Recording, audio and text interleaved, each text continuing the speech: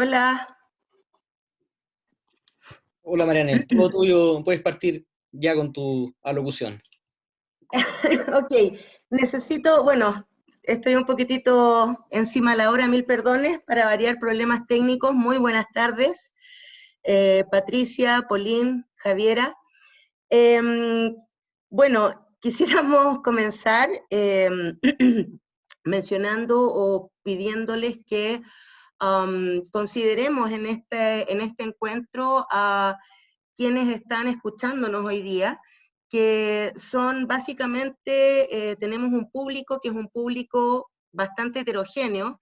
Tenemos personas, tenemos jóvenes, tenemos adultos mayores, tenemos adultos, y considerando precisamente a estos estudiantes universitarios que se van a enfrentar ahora en mayo, recién por tercera vez a una elección, es que quisiera que pudiéramos enfocar esta conversación a propuestas concretas, a propuestas realmente que se puedan aplicar en esta convención y en esta aventura que nos toca vivir juntos.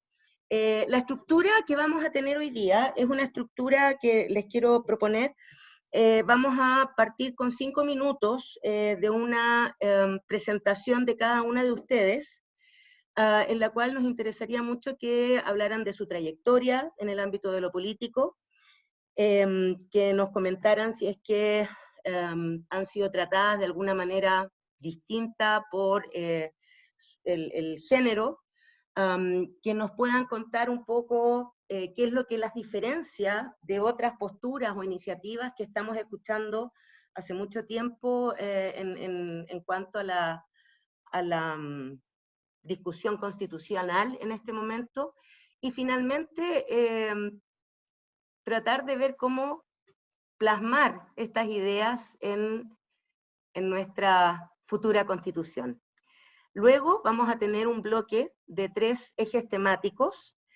Para esos ejes temáticos, que son paridad de género, régimen político y descentralización, derechos sociales y económicos, el público estuvo enviando algunas preguntas a lo largo de la semana, y esas preguntas vamos a tener unos minuto y medio, 2 minutos para que cada una de ustedes la pueda comentar. Luego, vamos a pasar a preguntas que están más relacionadas con la contingencia, que son preguntas que ustedes pudieron preparar con antelación, y finalmente la idea es hacer un cierre. Entonces, quisiéramos comenzar con la presentación. 5 minutos cada una de ustedes, por favor, contándonos un poco sus experiencias, su trayectoria, sus propuestas, y con eso ya podemos dar el puntapié inicial. Yo tenía preparada una cita de Gabriel Salazar y Julio Pinto, historiadores, para motivarlos, pero voy a ver si logro encontrar la cuña para poder meterla entre medio. Podemos partir por Pauline.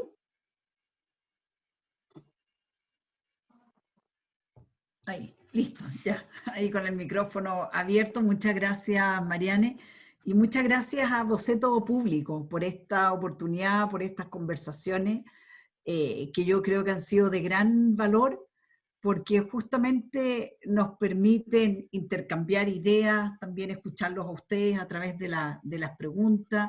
Así que yo creo que son instancias que de verdad son necesarias y son importantes y se agradecen. Les cuento que yo soy periodista de la Universidad Católica, tengo un magíster también en Relaciones Internacionales de la Universidad de Columbia en Nueva York. Trabajé toda la primera parte de mi carrera profesional como periodista en distintos medios, medios que me da mucha pena porque hoy día algunos ya no existen, muchas revistas en papel que hoy día ya dejaron de existir. Parece que es parte también de cómo cómo la tecnología también nos va cambiando nuestra forma de la convivencia, el día a día, nuestros hábitos y las cosas que hacemos. Después crucé la línea y fui emprendedora y tuve varias empresas de comunicación estratégica donde los temas que me tocó trabajar en muchos temas que tenían que ver con mercados regulados, metiéndome en ese sentido cómo funciona lo público y lo privado, que es también uno de los ejes principales en los temas constitucionales. Y después, ya bastante más avanzada en mi carrera, el año 2010, ingresé por primera vez al servicio público. Nunca había estado en la moneda, no había estado así, había estado siempre más lejana al poder en ese sentido, y por lo tanto fue una experiencia bien distinta llegar a liderar la Comisión Bicentenario en un momento del país que era complejo. Habíamos vivido el peor terremoto de la historia, había que reconstruir, los ánimos estaban abajo y al mismo tiempo cumplíamos 200 años de vida. Entonces, ¿cómo hacíamos algo que pudiéramos justamente relevar ese momento histórico, pero dentro del contexto país que estábamos viviendo? Así que esa fue una oportunidad muy linda que tuve, y siempre pensé que ahí iba a volver a mi práctica privada, iba a volver al tema de las comunicaciones, y se me abrió una nueva puerta, que fue Elige Vivir Sano, que fue partir con una idea de cómo promovíamos en Chile hábitos de vida saludable, algo que no existía, que siempre se relacionaba el tema de la actividad física, el deporte, más bien a un tema de hacer algo que para uno era entretenido, pero no asociado a un tema tan relevante como esta pandemia silenciosa que tenemos, que es el sobrepeso, el sedentarismo y la obesidad. Y ahí tuve la posibilidad de partir con algo que partió como una idea, y en 3 años logramos institucionalizarlo, convertirlo en ley, y hoy día Elige Vivir Sano está alojado en el Ministerio de Desarrollo Social. Entonces, los aprendizajes que uno hace cuando le toca partir de una idea, y eso, cómo va viviendo distintas etapas, cómo se convierte en un programa, en una política pública, y después en una ley, en un programa institucionalizado, es una experiencia que uno en el fondo te enriquece mucho, porque vas viendo las distintas etapas y qué se requiere para ir generando estos cambios, estos impactos. Y después tuve una oportunidad que también es un privilegio que es único como chilena, que es ser ministra de Estado, porque son pocos finalmente los chilenos que tienen esa oportunidad, y te das cuenta de lo que significa ser ministro, la posibilidad que tienes de verdad de generar políticas públicas que mejoren la calidad de vida de las personas, cuánta responsabilidad tienes tú arriba de tus hombros y lo que eso significa. Creo que me queda un minuto y sí que voy a y ahí les profesora, cuento. así que lo mandona no se me pasa nunca, perdón. Está bien. Y sí que quiero contarles, acá preguntan el tema también de la discriminación, o qué es lo que ha significado ser mujer en todo esto. Ha significado abrirse espacio, ha significado tener que validarse, porque uno llega a ambientes que en general son muy masculinos y cuesta que te validen. Y también el hecho de ser independiente, y con esto quiero, porque se me acaba el tiempo, yo fui ministra independiente, y me di cuenta que eso igual tiene un costo altísimo, porque al final no tienes a nadie que te salga a defender. Al final eres tú. Uno cree que siendo independiente vas a tener el apoyo de todos, y al final del camino te das cuenta que es mucho más en solitario. Y por eso decidí, cuando ya quise participar más y ser parte de este proceso constituyente y ser candidata, decidí militar, y por eso me metí a Evópolis, que para mí es un partido que representa mi visión, mis ideales, y esa es la razón por la que efectivamente di este paso de dejar la independencia. Y ahí se me acabó el tiempo, así que muchas gracias. Justito, justito. Muchísimas gracias, Pauline.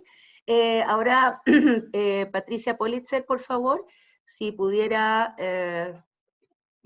explicarnos o presentarse un poco desde el ámbito de la trayectoria, la experiencia. 5 minutos. Gracias, Mariane, y gracias a Boceto Público por este encuentro. Me sumo en ese sentido a las palabras de Pauline, de que son encuentros muy fructíferos, y la verdad es que a mí me encantaría que dejáramos un ratito para escuchar especialmente a los jóvenes que están hoy día en este encuentro.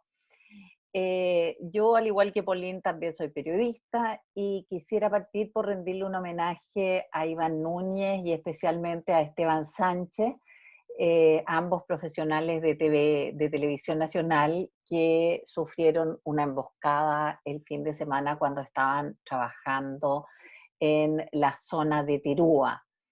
La verdad es que la situación de Esteban, que es uno de los mejores camarógrafos de Televisión Nacional y perdió su ojo derecho, es realmente una tragedia.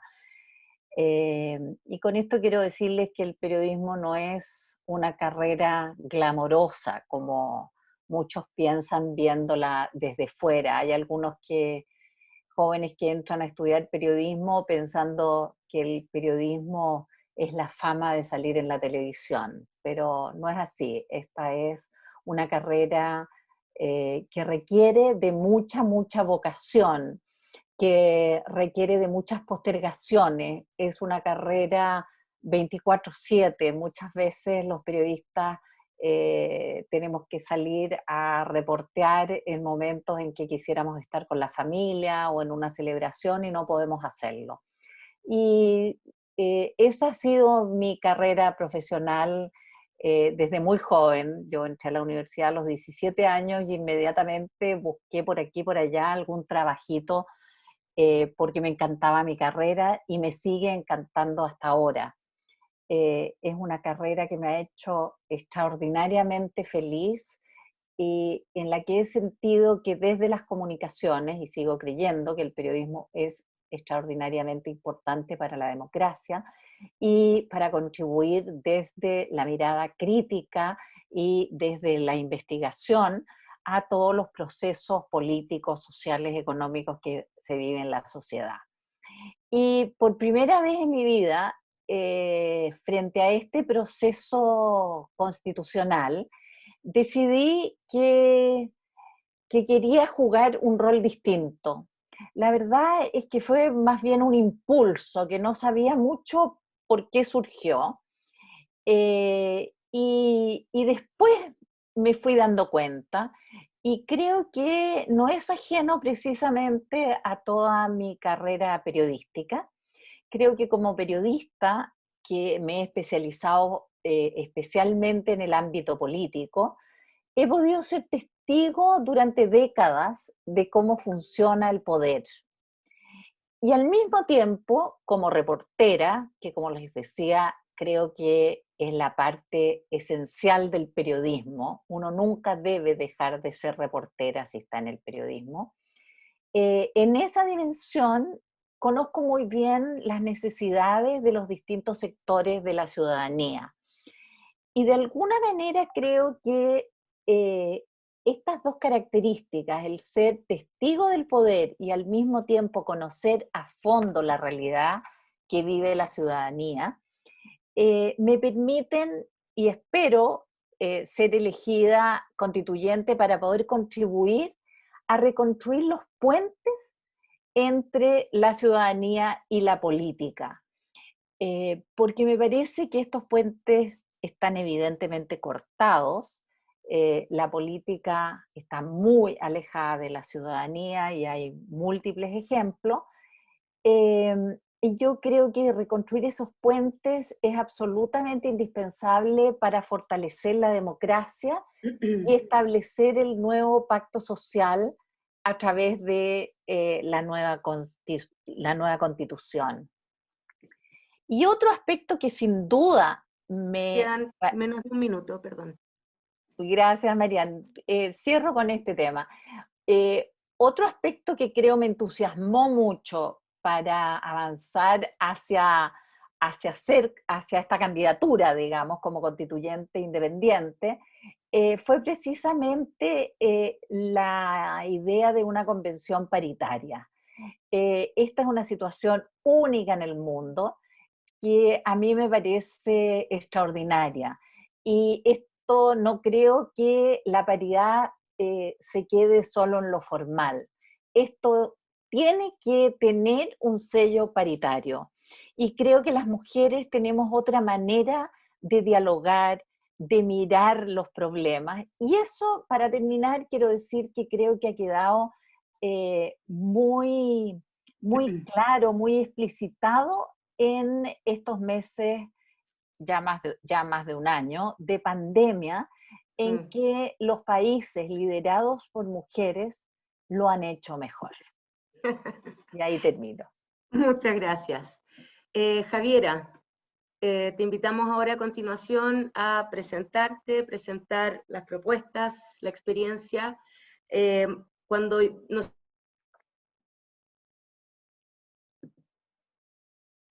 ¿Se perdió Mariano o yo? Mariano se le cayó el internet, parece.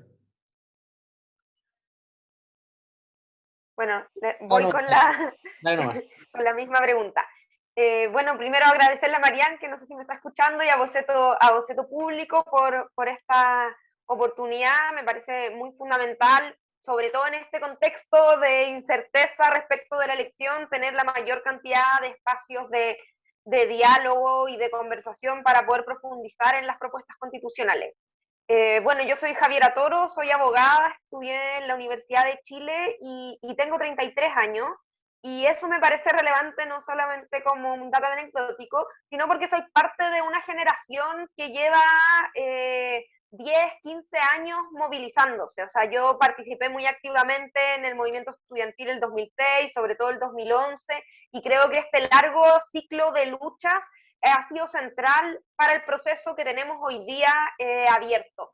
Esas experiencias de movilización en que aprendimos muy duramente que a pesar de esos tremendos esfuerzos de movilización, de haber levantado las movilizaciones más amplias, más masivas desde el retorno a la democracia, con mucho apoyo ciudadano, a pesar de eso, no logramos generar cambios sustantivos, por ejemplo, en temas educacionales, con el tremendo movimiento feminista que viene creciendo desde el año 2018, nos ha llevado también a darnos cuenta que si uno no entra a disputar los espacios políticos, los espacios de poder, bueno, finalmente terminan siendo los mismos los que deciden por nosotros. Y eso ha sido una experiencia que no es solo mía personal, sino que es colectiva también, y está en la base de lo que intentamos representar con esta candidatura, en este esfuerzo que viene también desde una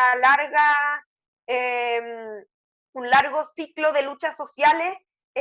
Yo en particular, junto a muchas otras compañeras, compañeros, hemos estado en el esfuerzo de fundar nuevos instrumentos políticos, justamente por esta reflexión que les contaba, la necesidad de tener herramientas políticas propias que permitan reabrir la política frente a esta política que ha estado completamente ajena, alejada de la sociedad, impermeable a las demandas sociales, a pesar de todos los esfuerzos, tremendos esfuerzos que hemos hecho. Y en ese sentido, a mí yo fui la primera presidenta de Comunes, que es un partido que fundamos hace 2 años, justamente con esta motivación, un partido del Frente Amplio que tiene la idea de abrir la política hacia estas nuevas sectores y entidades sociales que han estado durante años excluidas. Y en ese contexto a mí me tocó ser presidenta de Comunes para el 18 de octubre, en una situación en que nos tocaba estar al mismo tiempo que estábamos movilizándonos en las calles, también con una pata, no con mucho poder, pero con una pata en la política institucional, y tratando de empujar y abrir esta política institucional hacia recoger las demandas de cambio que se estaban planteando. Y me tocó ser parte de las conversaciones y las negociaciones para el acuerdo que permitió que hoy día tengamos este proceso constituyente, el plebiscito por la nueva constitución, y también el proceso de negociación para que tuviéramos de tramitación de la ley, para que tuviéramos la paridad.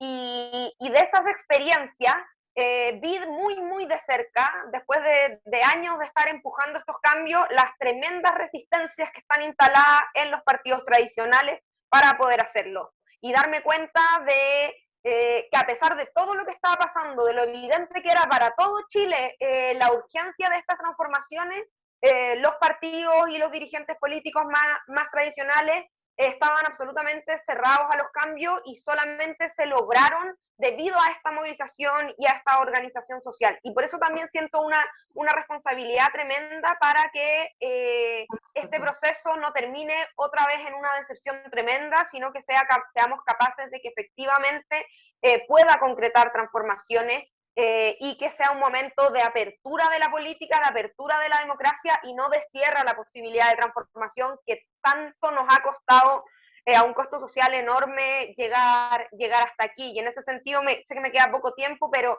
me parece fundamental, por ejemplo, lo que hemos podido poner desde el movimiento feminista, que no se puede agotar en la paridad, no se puede agotar en la presencia de mujeres, que sin duda aquí todas las mujeres que han participado, que vienen participando en el movimiento social y político, saben las dificultades que representa, pero no se tiene que agotar en eso, sino que deben ser las condiciones mínimas para avanzar hacia una redistribución del poder, para una redistribución de las tareas de cuidado, y en el fondo para que podamos empezar a vivir en una sociedad donde todas y todos nos hagamos cargo de las tareas colectivas. Entonces esa es un poco mi motivación.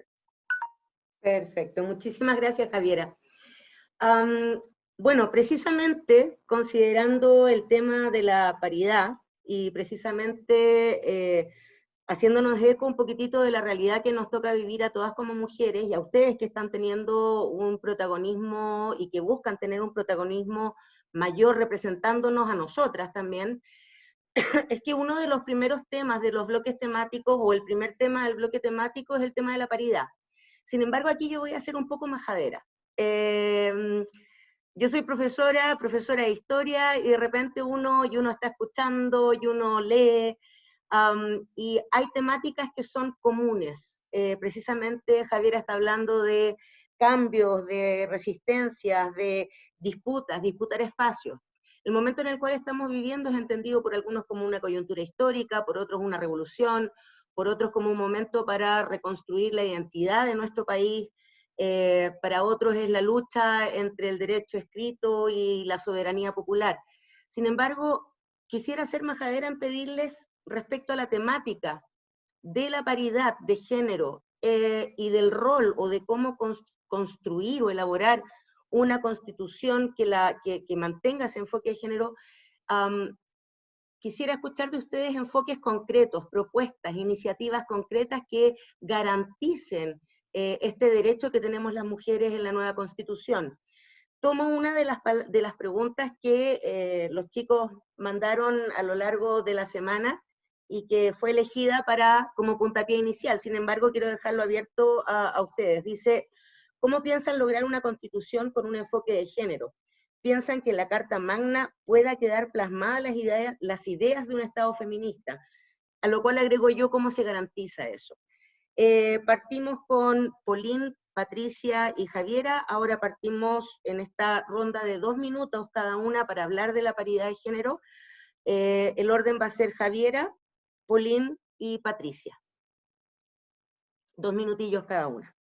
Vale, gracias. Voy a tratar de ser bien sintética porque son hartos temas y 2 minutos es poco. A mí me parece fundamental ver cómo lo concretamos y que esto no sea simplemente una declaración de buenas intenciones o que se quede solamente en una cuestión que tiene que estar en la nueva Constitución, que debe ser una democracia paritaria. Pero más allá de eso, yo creo que lo fundamental que nos plantea el enfoque feminista es la necesidad de pasar a una sociedad en que se reconozca la interdependencia social, que pasemos de este paradigma que es más bien ideológico, de que cada uno y una se rasca con sus propias uñas, que cada uno de nosotros es independiente, y pasemos al reconocimiento de que nos necesitamos a todas y todos para construir la vida en sociedad.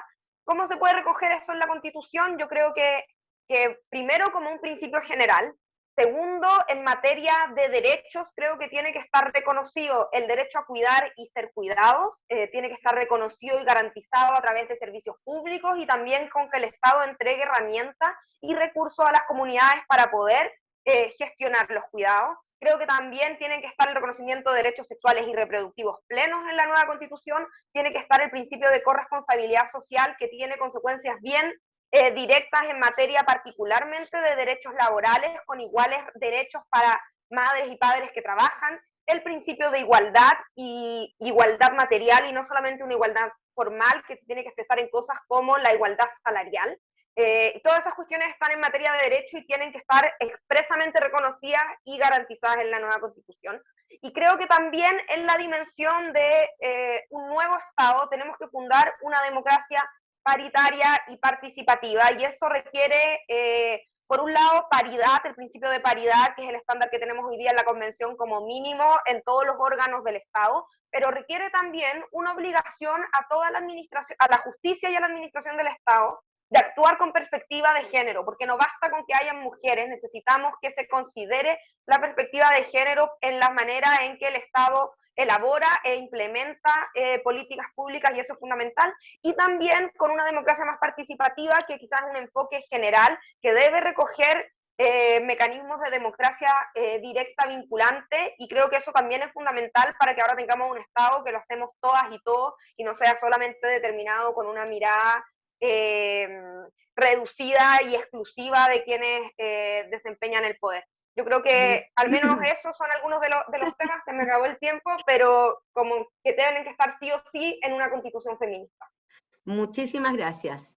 Pauline, ¿cómo garantizamos una constitución feminista? A ver, yo creo que uno de los temas cuando uno habla de una constitución, ¿cierto?, con enfoque de género, creo que no es que tenga que existir un artículo específico que toque el tema, sino que toda la constitución completa. Yo creo que en el fondo es cada uno de los artículos que estén ahí tienen que considerar este enfoque. ¿Y a qué me refiero en lo concreto con este enfoque? Con un principio que para mí es básico, que es justamente la igualdad entre hombres y mujeres. Y eso tiene que ver cómo las cosas van a quedar redactadas, cómo quedan escritas, porque es ahí donde tú ves si hay diferencias, si no hay diferencias. Y frente a ese principio, porque yo sí creo en una constitución mínima, donde justamente estén los puntos donde estemos de acuerdo, estén los consensos, que nos permitan justamente construir el país para los próximos 50 años. No es un programa de gobierno, sino que la Constitución da los mandatos, los lineamientos para que después se generen programas de gobierno, se generen políticas públicas, se generen leyes. Entonces, lo que necesitamos, que en esos principios de igualdad entre hombre y mujer se pueda dar tolerancia cero a la violencia contra la mujer, cero discriminación contra la mujer, corresponsabilidad, igualdad de sueldos, un poder judicial que también considere el enfoque de género. Es sumamente importante. En eso hoy día nosotros estamos al debe. Si tú vas a los tribunales de familia, normalmente quienes ven los temas de violencia contra la mujer en su ADN no entienden qué es lo que es, qué es lo que está sufriendo esa mujer, qué es lo que le ha pasado. Entonces ahí hay una serie de capacitaciones que hay que hacer, de formación. En gran parte de las instituciones del Estado se requiere una mucha mayor formación para profundizar en lo que significan los temas de género y cómo logramos esta igualdad. Entonces creo que ese para mí es un principio rector, la igualdad entre hombres y mujeres, y que en todo su articulado la Constitución considere este principio de igualdad. Muchísimas gracias. Patricia, ¿cómo lo logramos con enfoque de género una constitución? A ver, yo comparto con Pauline que el tema de la perspectiva de género en la Constitución no se refiere a un artículo específico. La verdad es que yo en mi campaña tengo 5 ejes que creo que no dependen de un artículo, sino que deben cruzar todo el texto constitucional. Y uno de ellos es precisamente la perspectiva de género, en que no basta con consagrar la igualdad entre hombres y mujeres, sino que hay que avanzar hacia una igualdad real y sustantiva, que se haga cargo de las dificultades que enfrentan las mujeres y otras minorías sexuales y de género en el acceso a diversos derechos. En ese sentido, quiero profundizar un poquito en algo que planteó Javiera, y que es el tema de darle valor al cuidado y al trabajo doméstico que desarrollan las mujeres. Me parece muy importante destacar un estudio que hizo Comunidad Mujer hace un par de años, en que le puso valor al cuidado y al trabajo doméstico no remunerado que realizan las mujeres, le puso valor en el PIB. Si esto se incluyera en el PIB, es decir, un PIB que agregue todo este aporte que hacen mayoritariamente las mujeres, porque hay también algunos hombres que se dedican a esto, pero son mínimos. Si sumamos eso, este aporte al PIB que realizan las mujeres a través del trabajo doméstico y el cuidado no remunerado alcanza al 22% de ese PIB, más que cualquier otro, otra área de nuestra economía. Eso es así de importante es este tema, porque a veces se considera que esto es como ser buena persona, valorizar el cuidado y el trabajo doméstico. No, no es ser buena persona. Las mujeres aportamos al PIB alrededor de un 22%, más que cualquier otra área de la economía. Eso por un lado tiene que quedar establecido ese valor. Y tiene que quedar establecido porque después esto afecta a las pensiones que las mujeres deben recibir y a una serie de otras políticas públicas en relación a la mujer. Lo mismo debe quedar como un derecho a las mujeres el vivir en una vida libre de violencia. Otro aspecto importante es reconocer los derechos al tiro. Reconocer los derechos sexuales y reproductivos de las mujeres y establecer una democracia paritaria con representación real de las mujeres en todos los ámbitos de toma de decisiones, tanto políticas, económicas como culturales.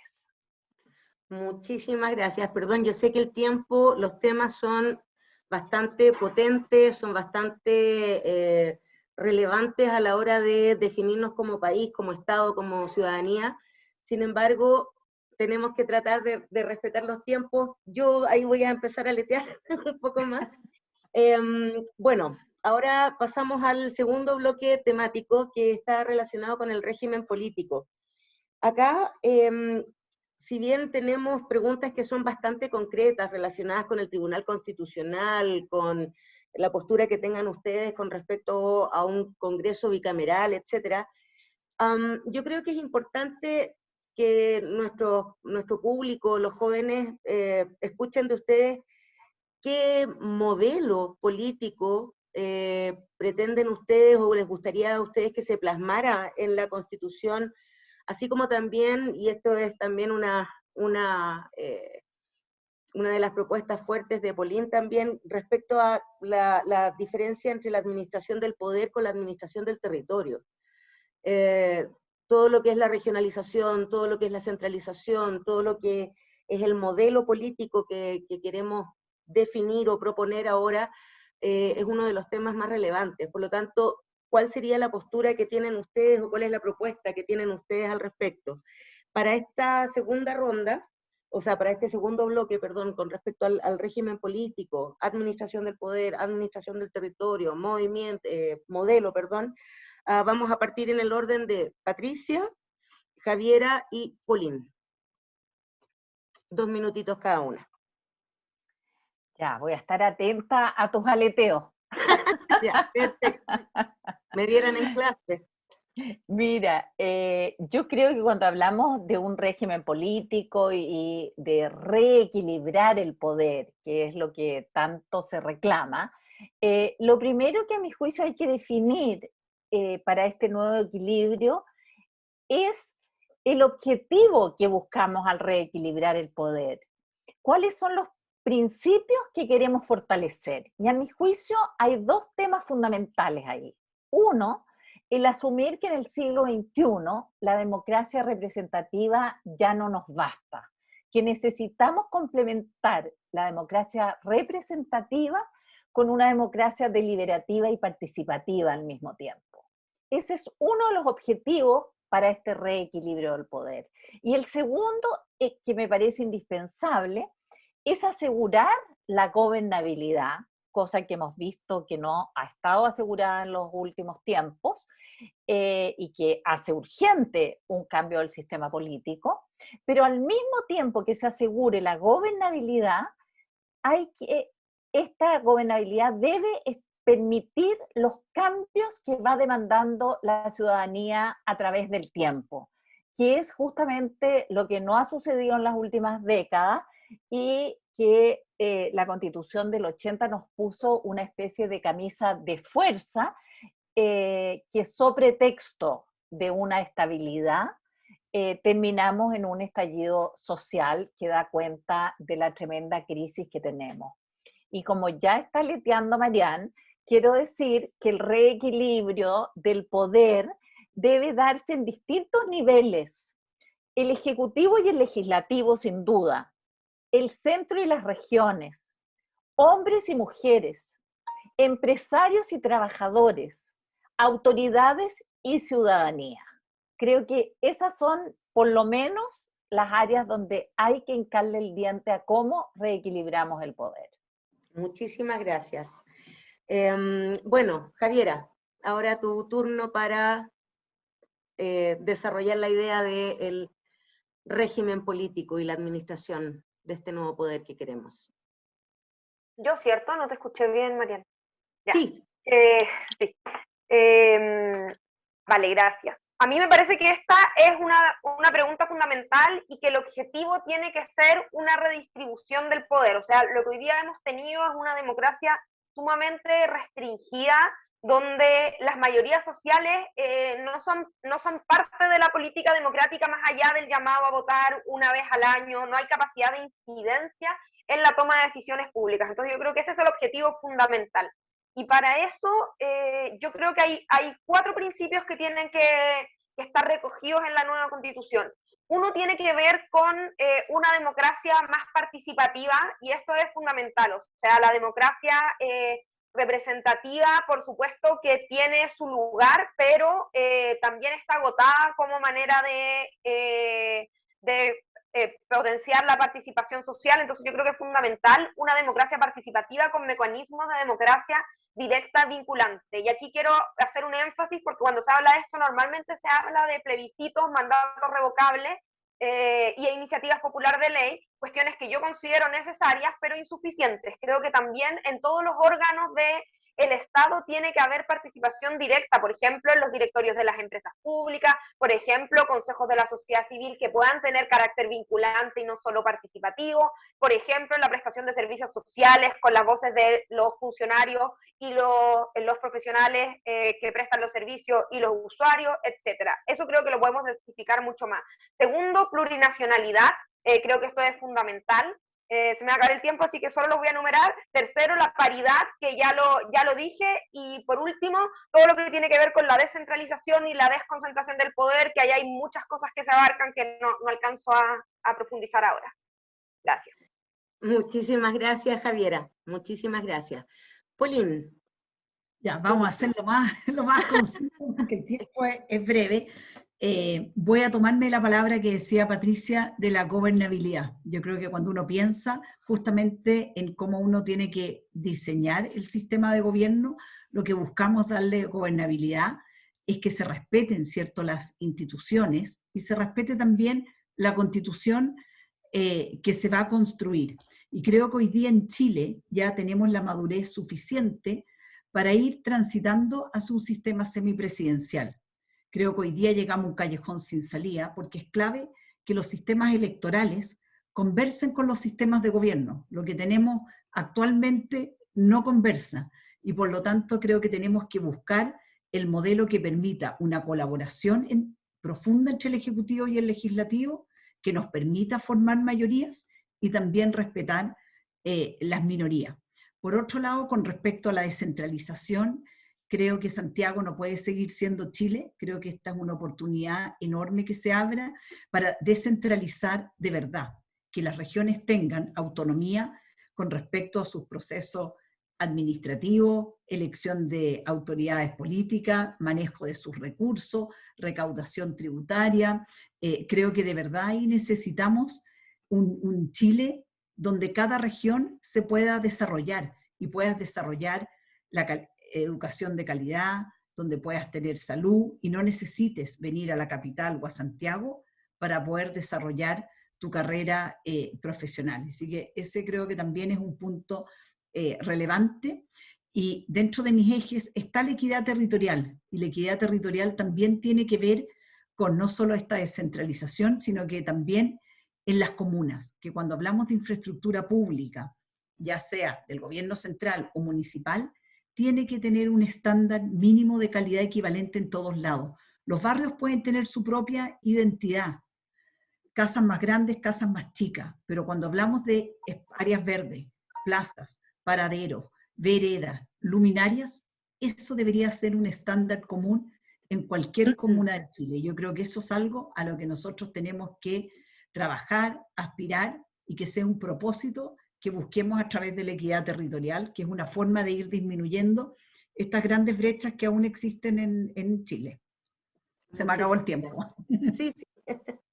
Estoy dejando así a propósito la alarma que suene para que no sea yo la bruja de la película. Ahora nos vamos al tercer bloque, al tercer tema, derechos sociales y económicos. Salió el fin de semana en el Mercurio, creo, el aumento de tomas, el aumento de campamentos. Hay una cantidad ya muy grande de familias que están viviendo en condición de hacinamiento, etc. ¿Creen que la Constitución puede ser un aporte en garantizar el derecho a la vivienda y la accesibilidad a servicios básicos como electricidad y agua potable? Estamos aquí haciendo un roce entre derechos sociales, derechos económicos, recursos naturales. Sin embargo, de nuevo, insisto, ¿cuál es la propuesta de ustedes o de qué manera se puede visibilizar en la Constitución esta garantía, este derecho social básico que está relacionado con la vivienda, electricidad y agua potable?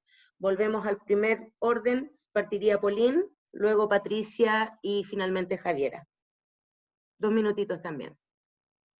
Ya, bueno, creo que obviamente la Constitución tiene que avanzar, ¿cierto?, en materia de derechos sociales, en lo que es el acceso a la educación, a la salud. Tenemos que incorporar la vivienda, el acceso a una vivienda digna. Yo creo que eso es importante. Pero vuelvo a lo que dije al principio, la Constitución lo que da, ¿cierto?, son estos lineamientos, tiene que dar mandatos efectivos al legislador, al ejecutivo, de que se puedan desarrollar las políticas públicas para poder cumplir con este acceso garantizado. Pero no es la Constitución la que debe implementar o decir cuál es el sistema a implementar. Eso después lo verá un programa de gobierno, ¿cierto? Lo verán las respectivas políticas públicas o leyes. Para mí hay una cosa que es fundamental en todo esto para que podamos entregar estos servicios de calidad, es el derecho a la buena administración pública. Acá necesitamos generar un nuevo Estado, que es donde sean las personas que estén al centro, es decir, un Estado al servicio de las personas, y no al revés, que es mucho lo que vemos hoy día, un Estado que crece, que engorda, pero cada vez se pone más burocrático, más ineficiente, y por lo tanto nosotros como ciudadanos creo que tenemos que poder exigirle al Estado que no abuse de sus ciudadanos, sino que efectivamente entregue un servicio de calidad en tiempos oportunos. Creo que tampoco tenemos que equilibrar trabajadores públicos con colaboradores públicos y privados en las mismas condiciones, y por lo tanto creo que ahí también tenemos que mejorar los mecanismos y los indicadores para evaluar el impacto que tienen las políticas públicas o los distintos programas que utilizan recursos del Estado. Creo que hay mucho que se puede mejorar en términos de la gestión del Estado y que se puede exigir a través de este derecho a la buena administración pública. Y con eso, y ahí termino, y con eso podemos efectivamente garantizar mucho mejor la calidad de la salud, de la educación, de la vivienda, porque el Estado realmente hoy día es muy ineficiente en su gasto. Muchísimas gracias. Muchas gracias. Patricia. Aquí voy. Mira, yo creo que el estallido social y la pandemia dejó en evidencia ya innegable la profunda desigualdad que impera en nuestro país. Y basta escuchar a los sectores más conservadores, incluso la franja televisiva, y pareciera que todo el país, todos los dirigentes, todos los partidos se volvieron de izquierda. Hoy día todos hablan de garantizar estos derechos económicos y sociales, y yo espero que a los que sean elegidos a la convención no se les vaya a olvidar todo esto que han dicho. Como decía Marian, esta explosión de campamentos que se junta a un desempleo superior al 10%, a la reaparición de cientos de ollas comunes, la verdad es que hay que tener claro que cuando salgamos de la pandemia vamos a ser un país más pobre. Y en ese sentido, yo concuerdo con Pauline que la Constitución es distinta a las leyes y a las políticas públicas, pero en esta Constitución deben quedar garantizados los derechos básicos sociales y económicos. Y eso quiero señalar algo muy importante. Muchas veces se habla que estos son derechos humanos de segunda generación, en el sentido de que hay unos derechos de primera generación más importantes, que son los derechos civiles y políticos, donde están las libertades. Y la verdad es que no son derechos de segunda categoría, porque si no están satisfechos estos derechos humanos básicos, los derechos sociales, económicos y culturales, no hay forma de ejercer los derechos a la libertad. Por lo tanto, a mí me parece fundamental que estos derechos queden garantizados en la Constitución, y eso significa que si el Estado, por ineficiencia o por lo que sea, no logra que se cumplan esos derechos básicos garantizados, las personas podremos reclamarlos judicialmente. Esa es la gran diferencia con lo que tenemos hoy día. Muchísimas gracias. Javiera, a tu turno con respecto al tema de los derechos sociales. Gracias.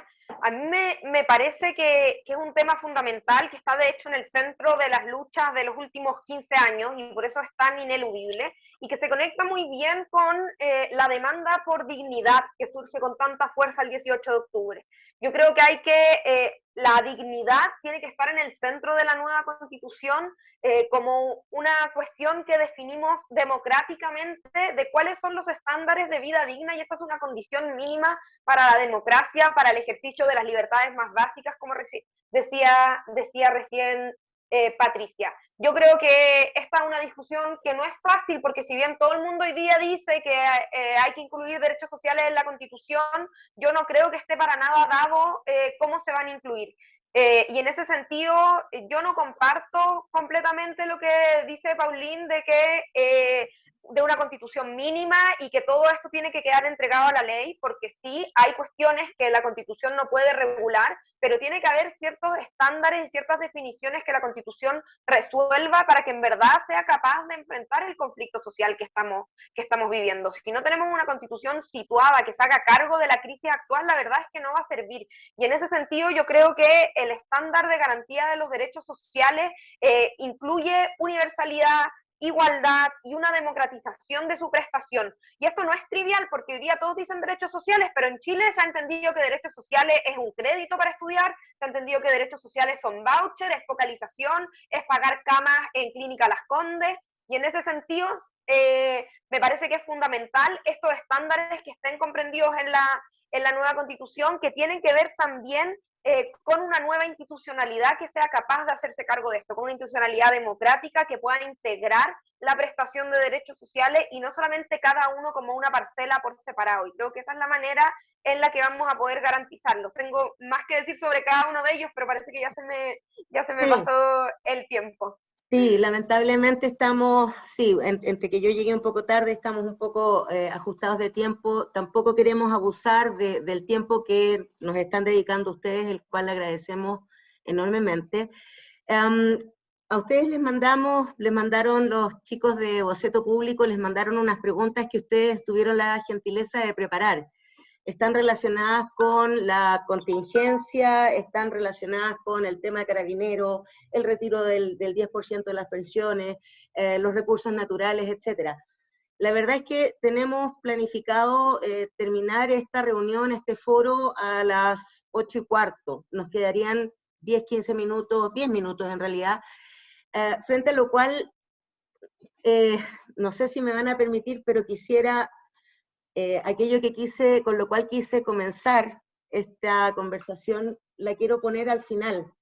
Y me gustaría que como adultas, como adultos, como mujeres, como depositarias de una soberanía que es importante, yo, bueno, como profesora, ustedes se imaginan, estoy rodeada de chicos todo el tiempo, quiero leerles este extracto, una breve cita de Julio Pinto y Gabriel Salazar, un extracto de la introducción a la historia contemporánea de Chile, y quisiera que se fijen por favor en las últimas 3 frases y que con eso hagamos un cierre de unos 3 minutos cada una respecto de cómo estamos construyendo este Chile que ojalá que dure más de 50 años por lo demás.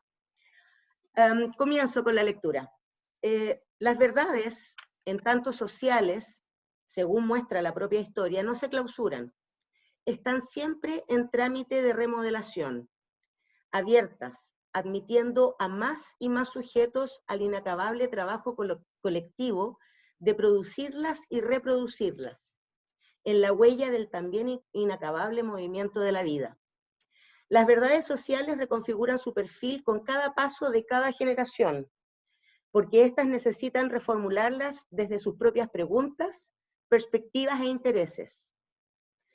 De todos los saberes transmitidos por la sociedad, el saber histórico es el que más necesita ser remodelado, por la urgencia de que cada generación tiene de construir el presente desde el pasado y de producir su propia realidad social y cultural, su propia época, a partir del mundo que recibe como legado. Y aquí estamos nosotros llamados a prestar atención, superando de paso los problemas vitales con que ese legado carga a la nueva generación.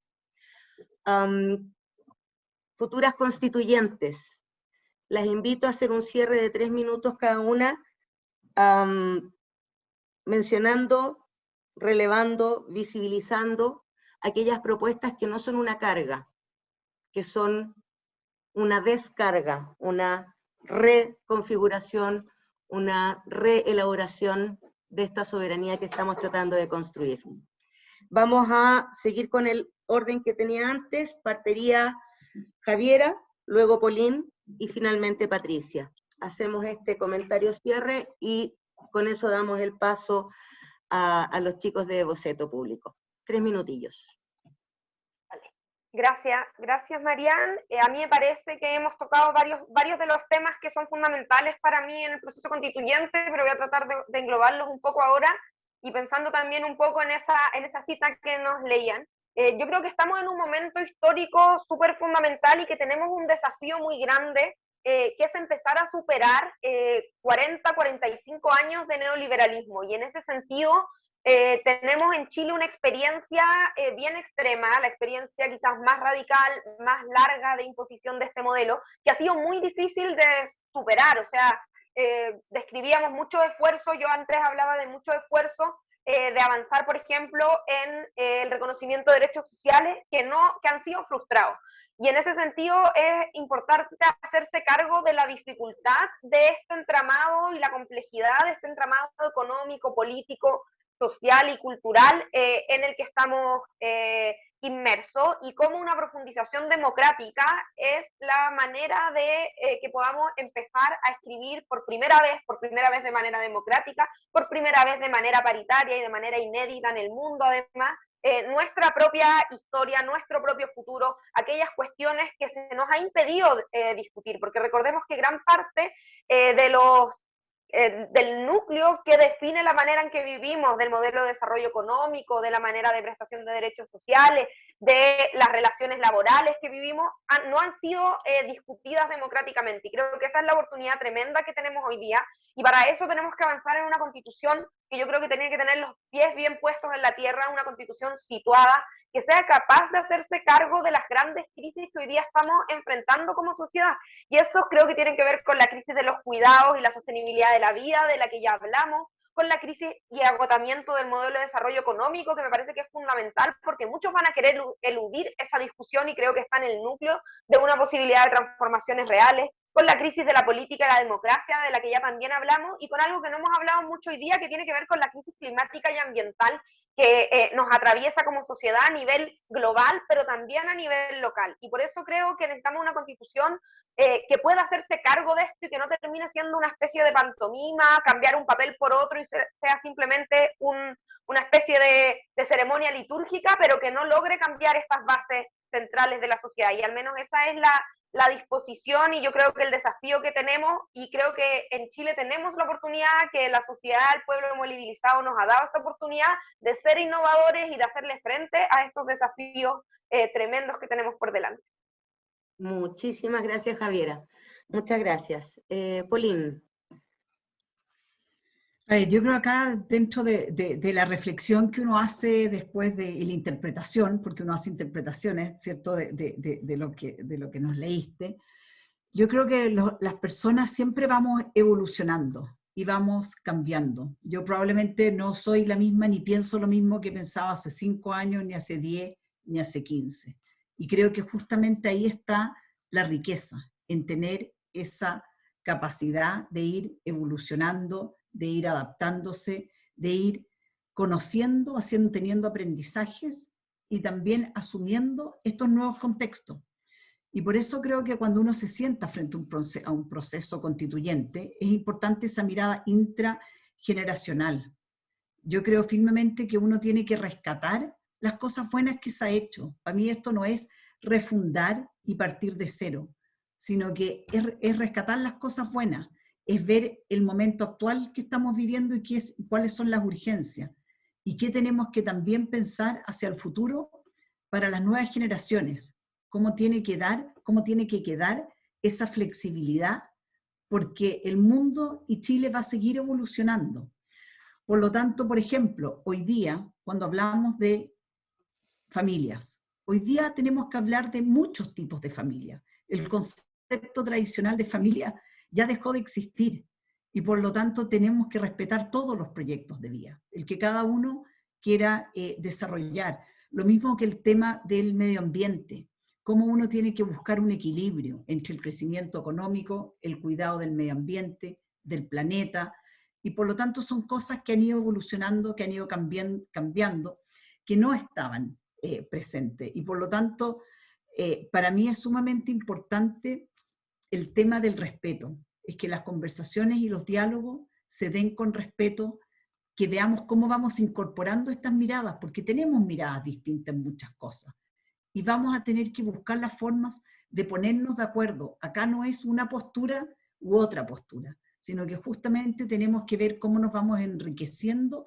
desde la diversidad, que es la que hoy nos caracteriza. Creo que ese es la mirada en que creo que tenemos que ir justamente creciendo y evolucionando como país y pensando en las futuras generaciones, que probablemente van a vivir un mundo muy distinto al que nosotros hoy día estamos viviendo.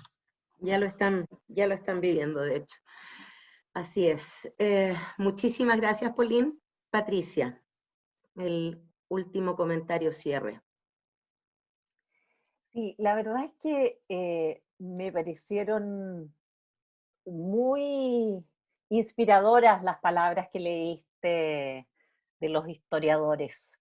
La idea de las verdades abiertas, de las verdades sociales que se van reconfigurando a lo largo de la vida. Y me llevaste hacia atrás. Y yo creo que he tenido la suerte de vivir 3 momentos vibrantes en la historia de Chile. Uno fue la Unidad Popular, donde se profundizó la democracia. Se me viene, cuando pienso en eso, inmediatamente el medio litro de leche que estaba en el programa del presidente Salvador Allende para todos los niños de Chile, que no todos los niños de Chile tenían ni siquiera un medio litro de leche al día. Es decir, eso muestra lo distinto que era nuestro país entonces. Esa fue una experiencia que desgraciadamente terminó mal y terminó con una herida que sigue abierta, que es la de la dictadura. El segundo momento vibrante fue la recuperación de la democracia. Y hoy día creo estamos viviendo este tercer momento en que nos llenamos de esperanza, de entusiasmo, a pesar de la tremenda desconfianza que hay hacia la política de manera generalizada. Pero existe esta semilla de entusiasmo de que este momento histórico no lo podemos perder, no nos podemos farrear este momento. Y ahí hace un par de días escuchaba un homenaje que se le hizo al ex ministro de Agricultura de Salvador Allende, Jackson Chol, que cumplió la semana pasada 95 años, y ya me quisiera yo que todos tuviéramos la lucidez de él a esa edad. Y él hablaba justamente de mirar el pasado para construir un buen futuro. Y en esa perspectiva, yo la verdad es que quiero invitarlos a todos y a todas, y especialmente a los jóvenes que nos están escuchando hoy día, a votar masivamente en la elección constituyente. Este, como decía, es un momento histórico único. Por primera vez la ciudadanía va a elegir democráticamente a quienes van a escribir la nueva constitución. De ese texto va a depender el rumbo del país en los próximos 40 o quizás 50 años. Es decir, esas van a ser las reglas del juego de las cuales ustedes, que hoy día tienen alrededor de 20 años, van a vivir con estas reglas del juego como profesionales, como padres, como abuelos. No pueden restarse de este proceso. Por eso los llamo a votar y a entusiasmar a todos los amigos y amigas que tengan en este proceso. Queremos superar la votación del apruebo. Ojalá todos vayan a votar. Aunque no sea por mí, ojalá sea por mí, pero si no, no importa, está bien. Lo importante es ir a votar. Exactamente. Muchísimas gracias a las tres. Efectivamente, creo que instancias como estas tienen que multiplicarse. Quiero agradecerles enormemente el espíritu con el cual compartieron sus ideas. Realmente, cuando estuve preparando, era muy interesante ver que quizás el denominador común que tenemos es que somos mujeres, pero cada una tenía perspectivas, enfoques, propuestas distintas, y por suerte todas en pos de retomar una soberanía que nos permita construir un país un poco mejor. Ahora le doy el pase a alguno de los chicos de Boceto Público para hacer el cierre. Muchísimas gracias, fue muy agradable conversar con ustedes y escucharlas. Muchas gracias a ti, Mariana, y muchas gracias a Boceto Público y a todos los que nos acompañaron esta tarde. Y muchísimas, me sumo también ahí a las palabras de Patricia, muchísimas gracias a ustedes por esta buenísima conversación. Sí, muchas gracias. Muy interesante y siempre disponibles para seguir debatiendo.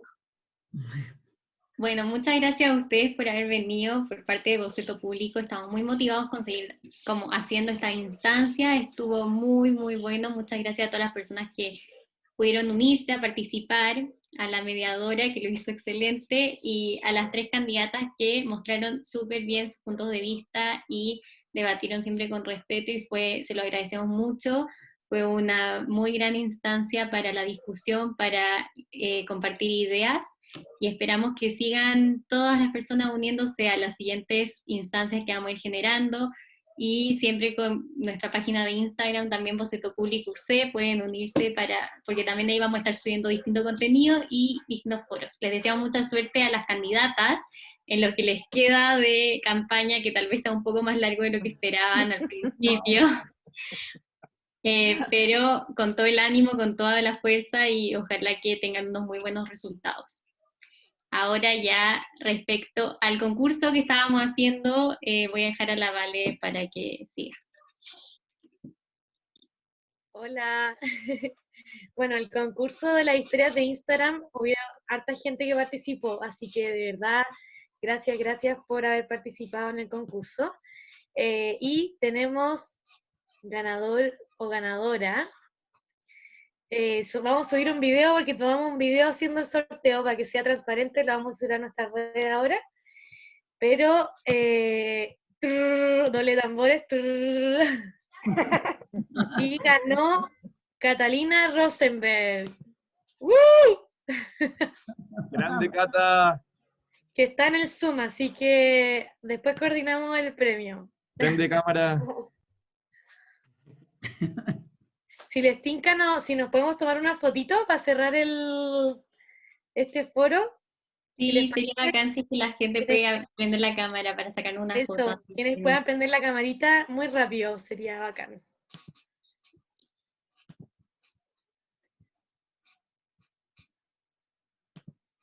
Ahora aparecieron todas las caras. Oh, eso. Es una, así como aprendimos a hablar de Zoom, ahora es prende cámara. Las clases es una locura tratar de hacer que los alumnos prendan la cámara. Sí, gracias. Muchas gracias por prenderla.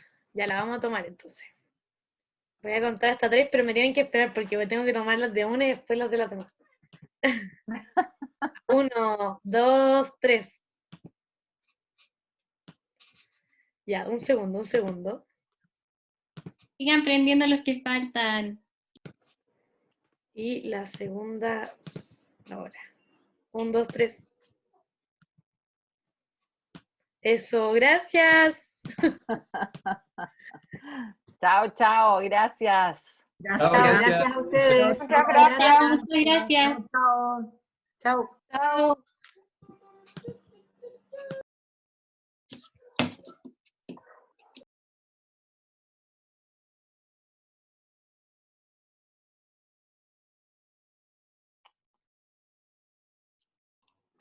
¿Y ahora qué? Se pueden ir de mi Zoom, por favor. Ahora podía echarlo.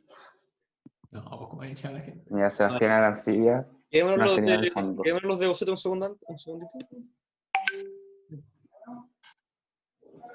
Yo lo hice por inercia un poco. Como que no me salí por lo mismo. Está toda la gente que está, pero que... Ah, esa onda, no, broma. En todo caso, tú los puedes sacar, Gus, en volada no Que están. ahora los puedes echar, no a la profe, ¿ya? Marica lo hice yo en todo caso, así que no pueden... Oye, bien, bravo equipo, bravo. Espérate, falta alguien. La Vale se salió. No, pero Mari, Coraline. Esa soy yo. ¿Eres tú? Yo sí puse mi iPhone también. La voy a sacar. ¿Y ese nombre es real? ¿Es de alguien de verdad? Mi madrina. Ah, pensé que lo había inventado. Ya. Lucas, tu polola nos empezó a seguir en Instagram. ¿Quién? No tengo polola. Tu polola. No nos seguía antes tu polola en Boceto Público. Muy mal. Muy mal. Hoy salió bacán. ¿Salió bacán? Salió muy bueno, excepto por al principio, cuando incluso empezó a entrar gente a la sala y estábamos en la media crisis con la profe. Gus, no tenéis que dejar entrar a la gente hasta que sea la hora que estemos listos. Obvio que sí, porque si no la dejaba entrar, No, la cosa es que les mandáis un mensaje, porque le podéis mandar un mensaje a la sala de espera y le decís como, los dejamos entrar en 2 minutos. ¿Por qué no me dicen esas cosas? ¿Por qué? ¡Oh! ¿Por qué no sabes? Yo debería saber, yo como dirigir un Zoom, si no voy a clase con ustedes. Y así como estábamos en la media crisis y la gente como ahí, nosotros como ¡ah! En todo caso, estamos teniendo esta crisis como en privado y estamos siendo parte agente de esta weá? Sí, estábamos siendo parte de gente de nuestra crisis. Las candidatas se sentían nerviosas. Así. Bueno, me Sí. Yo estaba así como, no. Cayó como anillo al dedo el hecho de que cuando la Vale terminó de hablar, bueno, la profe habló al tiro, como que apareció, y empezó a hablar. Y fue como, Bueno, yo pensé que la profe estaba. Yo la nombré nomás. Sí, iba a hablar yo como iba a intentar moderar yo al principio, pero de repente habla. Oye, esta parte está siendo grabada, Gus, deja de grabar. Después sí